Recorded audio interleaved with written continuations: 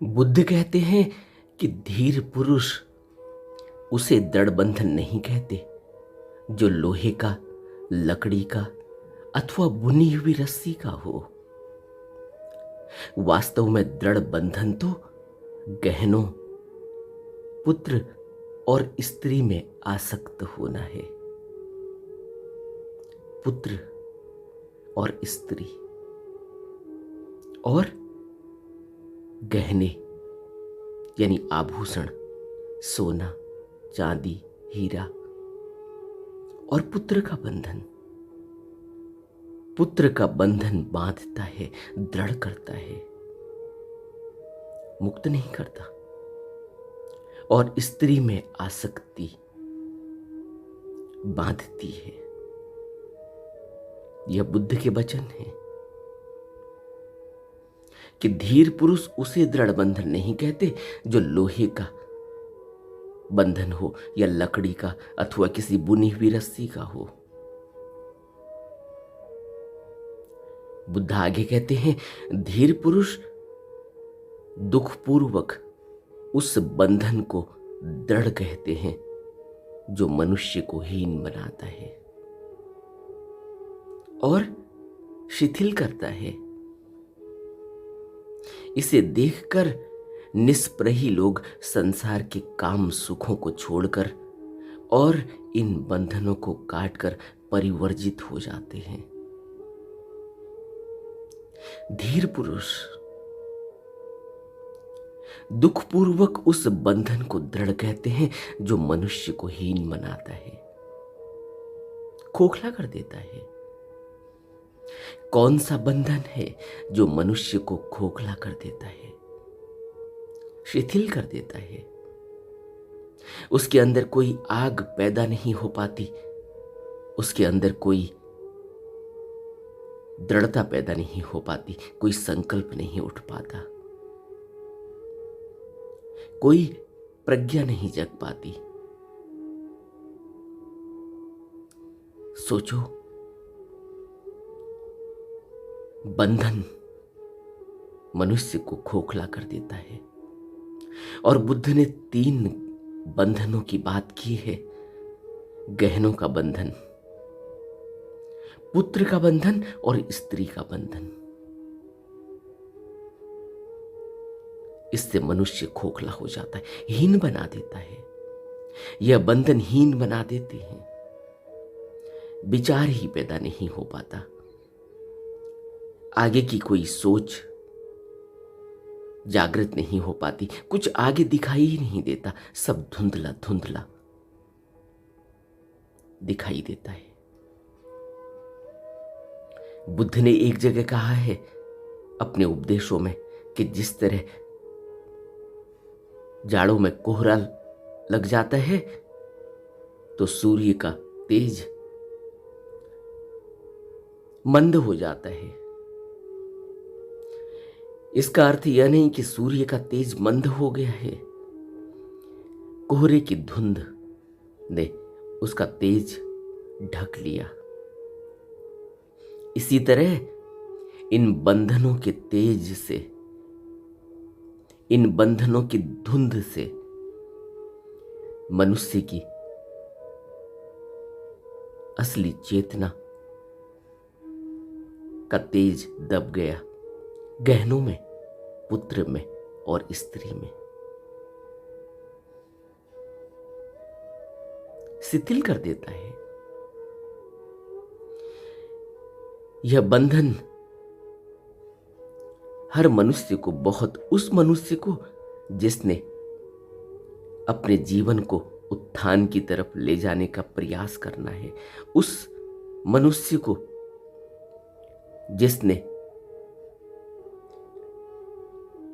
अपनी जिंदगी में ध्यान को कोई महत्व दिया, ध्यान के बारे में विचार किया, बुद्ध पुरुषों की शिक्षा, उनके उपदेश के बारे में विचार किया, उस व्यक्ति को जरूर यह बंधन दृढ़ लगते हैं। क्यों? क्योंकि उसके अंदर एक विचार उठा है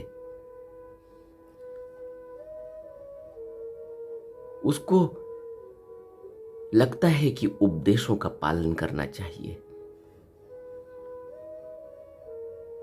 तब पता चलता है बंधनों का, नहीं तो पता ही नहीं चलता। इस संसार में प्रमाद इतना गहरा है कि बंधन दिखाई नहीं देते। बंधनों को बंधन जैसा दिखाई देने के बजाय उनमें से रस टपकता हुआ दिखाई देता है। पुत्र से आशा होती है कि कल यह सुख देगा, सहारा बनेगा। स्त्री से आसक्ति होती है। क्यों? क्योंकि वह वर्तमान को भुला देती है, अपने जाल में फंसाती है। और संसार की तृष्णाओं में मनुष्य तभी फंसता है जब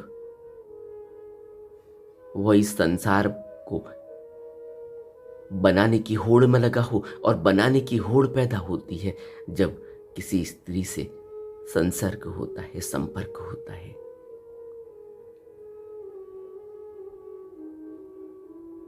इसीलिए स्त्री को बुद्ध ने दृढ़ बंधन कहा है।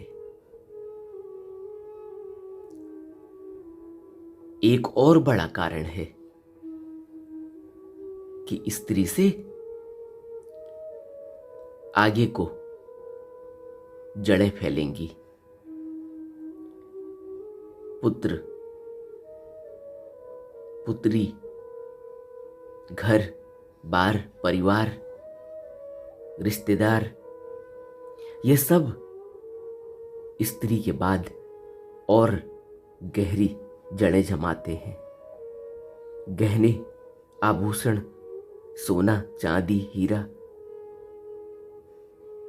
इनमें आकर्षण पैदा होता है। इसलिए बुद्ध ने दृढ़ बंधन कहा, गहनों को, पुत्र को और स्त्री को। और वह लोग जो निष्प्रही होकर संसार के काम सुखों को छोड़कर इन बंधनों को काटते हैं, वह परिवर्जित हो जाते हैं। वह सबसे पहला काम करते हैं प्रवज्या का। बुद्ध पुरुषों के पास जाकर प्रवज्या लेते हैं, उनके सत्संग में बैठते हैं। यह महिमा है बुद्ध पुरुषों की कि अगर संसार के बंधनों से ऊपर उठना है तो पहला काम करना होगा प्रवज्या का। पहला काम करना होगा कि किसी बुद्ध के सत्संग में जाना होगा, उसके उपदेशों को सुनना होगा, उनको मनन करना होगा।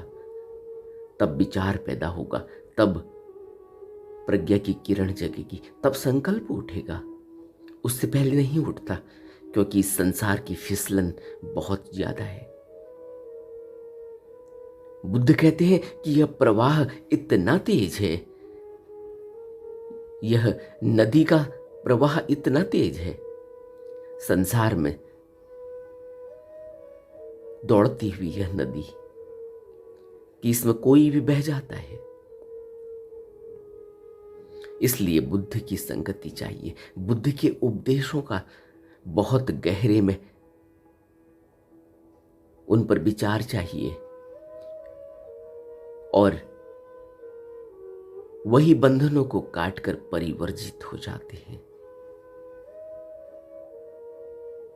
यही हुआ। बुद्ध की एक गाथा है जिसमें बुद्ध ने कहा कि न तम दलहम बंधन माहु धीरा यदा यसम दारुज बब्ब जयच सार तरत्ता मणि कुंडलेसुम पुत्तेसु दारेसु चया उपेक्षा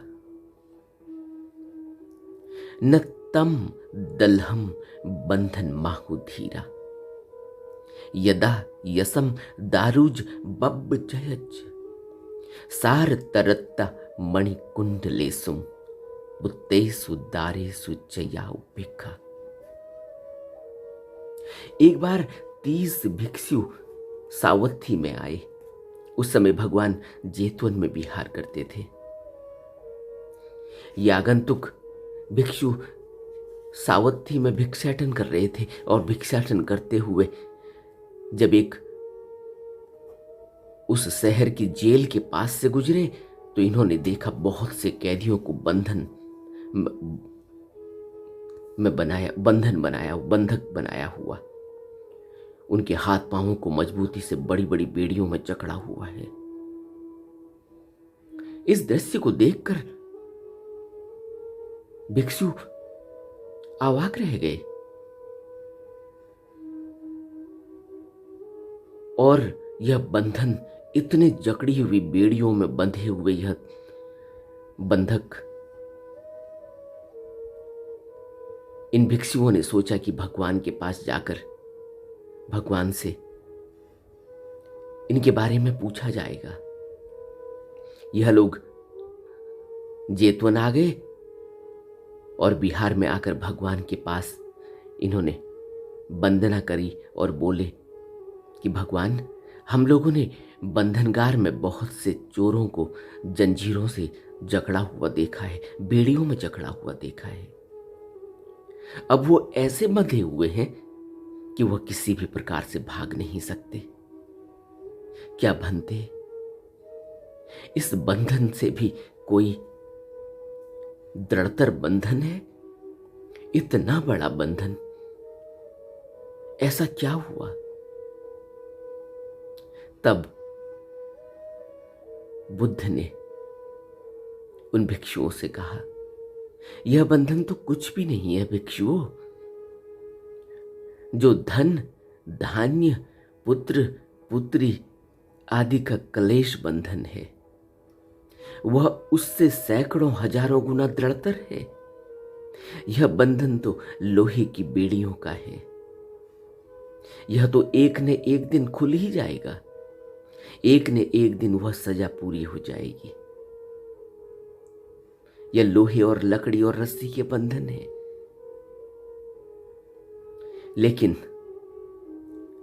धन, धान्य, पुत्र, पुत्री, आभूषण आदि के कलेश बहुत बड़ा बंधन है। यही कारण है कि बुद्धिमान पुरुष इन बंधनों को काटकर संघ की शरण में आता है। वो संघ में आता है। सबसे पहला काम संघ तक पहुंचना, यह बहुत बड़ी ताकत लगाना है। इन बंधनों को काट कर आना है। जो लोहा, लकड़ी या रस्सी का बंधन है, यह तो कुछ भी नहीं। उसे बुद्धिमान पुरुष दृढ़ बंधन नहीं मानते। वस्तुतः दृढ़ बंधन तो मणि, कुंडल, पुत्र और स्त्री के प्रति इच्छा का होना है। इच्छा ही बांधती है, तृष्णा ही बंधन है। और जो तृष्णा में है वह बिना बेड़ियों के कारागृह में ही है। यह मत सोचो कि कोई जेल में इन लोहे की बेड़ियों से, रस्सियों से बंधा हुआ है तब कारागृह में है। जो तृष्णा में है वह कारागृह में ही है। जो यह कहता है, इच्छा करता है,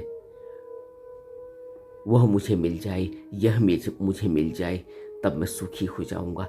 यह नहीं मिल रहा है इसलिए मैं दुखी हो रहा हूं। यह मिल जाएगा तो मेरे को कल सुख मिलेगा, ऐसी उसकी अपेक्षा होती है। यह बंधन है, यह तृष्णा है। जैसा वो है उससे उसकी तृप्ति नहीं, उसे कुछ और चाहिए, सदा कुछ और चाहिए। ऐसा नहीं कि कुछ मिल जाने से उसकी तृप्ति हो जाएगी। ज्यों ज्यों उसे प्राप्त होता जाएगा वैसे वैसे उसकी तृष्णा बढ़ती जाती है। वो नए रूप लेती है, नए आकार लेती है, नए बंधनों में बांधती है।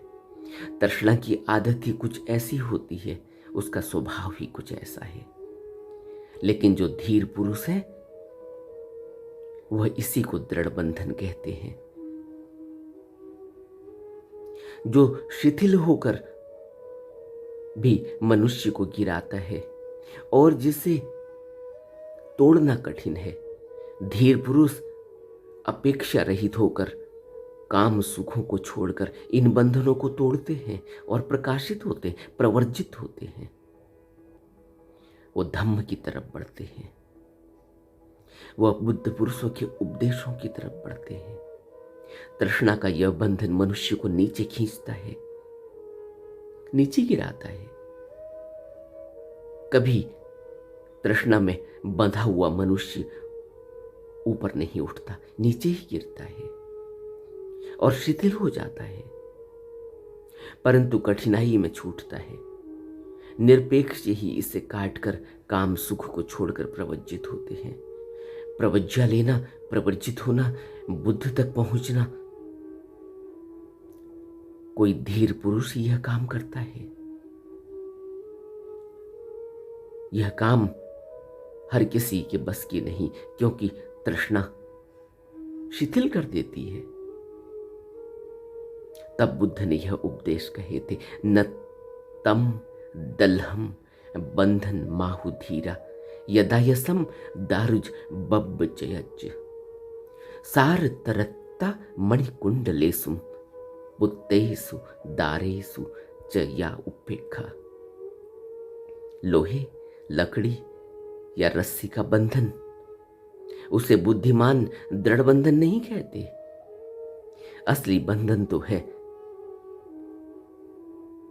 आभूषण, पुत्र और स्त्री में अनुरक्ति। एतम दलहम बंधन माहु धीरा ओहारिन शिथिलम दुप्पमुयुज्जम इत्तम पिछेत्वान प्रवज्यन्ति अनपेक्षिनो काम सुखम बहाई।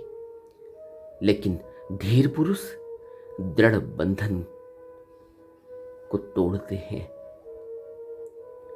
वह दृढ़ बंधन में शिथिल नहीं पड़ते, वह उनको तोड़कर अपेक्षा रहित हो काम सुखों को छोड़कर बंधनों को छिन्न भिन्न कर प्रवर्जित होते हैं।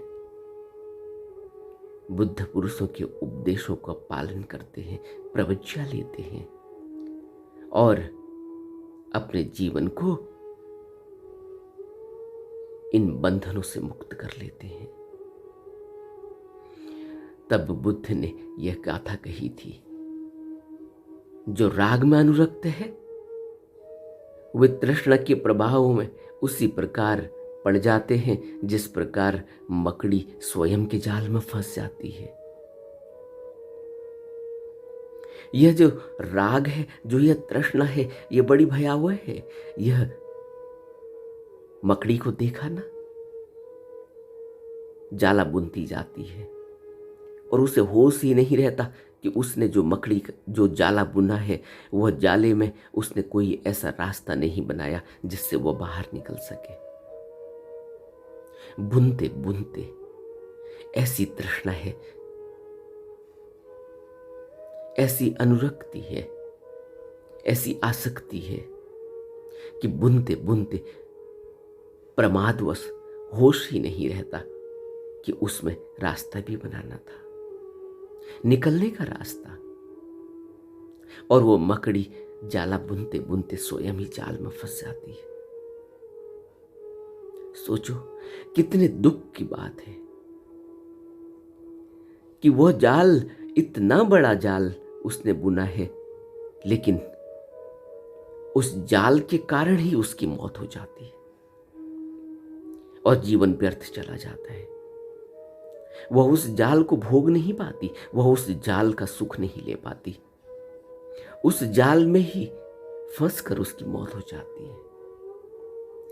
यह मनुष्य का जीवन भी कुछ ऐसा ही है। जो भी तृष्णा के जाल में फंसा, जो भी आभूषण, पुत्र और स्त्री में आसक्त हुआ, वह जेल में कैदियों की तरह कैदियों से भी बड़े बंधन में फंस चुका है। कैदियों का बंधन तो कभी न कभी छूट ही जाएगा, लेकिन तृष्णा अनंत जन्मों तक पीछा करती है। ये इतनी सी बात नहीं है कि जेल में कैदी की तरह 20 साल 30 साल या उम्र कैद की सजा और फिर जीवन मुक्त हो गया।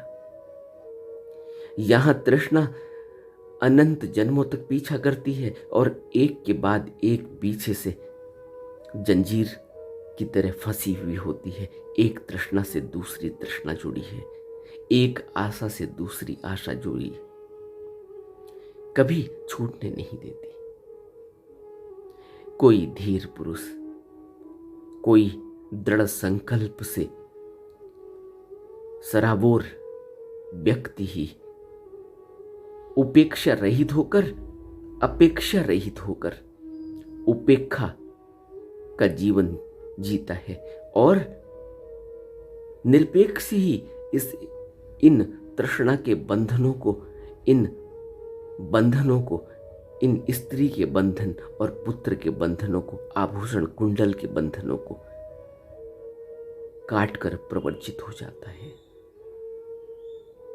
हमें भी बुद्ध के उपदेशों को बहुत गहरे में अपने अंदर बैठाना चाहिए और गहरा विचार करना चाहिए कि तृष्णा क्या है और इस तृष्णा में हम कैसे दौड़ रहे हैं और बंधन क्या है, हम कैसे इन बंधनों में अपने आप को लपेटे जाते हैं। विचारशील बनना होगा, धीर पुरुष बनना होगा, दृढ़ संकल्पित होना होगा और यह काम हमारे लिए कोई और नहीं कर सकता। यह हमारी चॉइस है। जो भी समय मिला है इस जीवन में, यह हमारी चॉइस है और इस चॉइस के लिए हमें सोचने और समझने की ताकत दी हुई है। यह किसी और प्राणी में नहीं, इतनी विकसित नहीं। तो फैसला हमें ही लेना होगा।